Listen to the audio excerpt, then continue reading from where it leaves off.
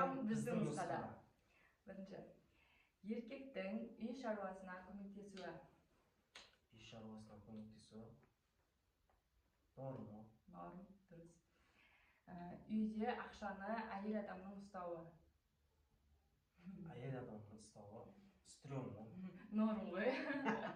Наоборот, әйел адам ұстаса берекелі болады. Еркектер біледі ғой қалай жарату керек екенін. Үйрене берсе ертең бәрі өзі ұстай ма? Уақыт көрсетеді. Так. Үшінші. Әйеліңмен бір жерде жұмыс жасау. Бір мекемеде жұмыс жасау. Норм. Біз Жанар екеуміз бір жерде жұмыс жасаймыз. Білмегендер болса.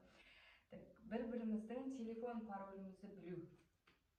Телефонымызды білу. Норм. Норм. И бір-біріміздің қайда жүргенімізді білу үшін геолокация арқылы тексеріп отыру. Үйде. Стрём бұл жерде. Главное, бір-бірімізге сенімділік болса.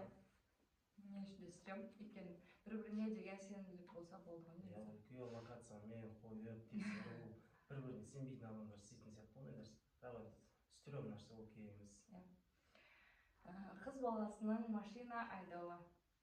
Стрём. Норм. Қазір бәрі айдайды ғой, қыздардың бәрі айдайды.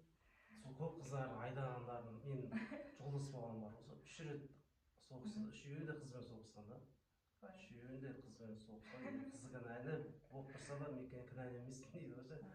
Білмеймін, мен соғысып қыз балаға пока. Азиялшың күшті. Так, одан кейін қыз бен жігіт кафеде отырып, шотты бөліп төлеуі. Стрём ғой. Стрём ғой.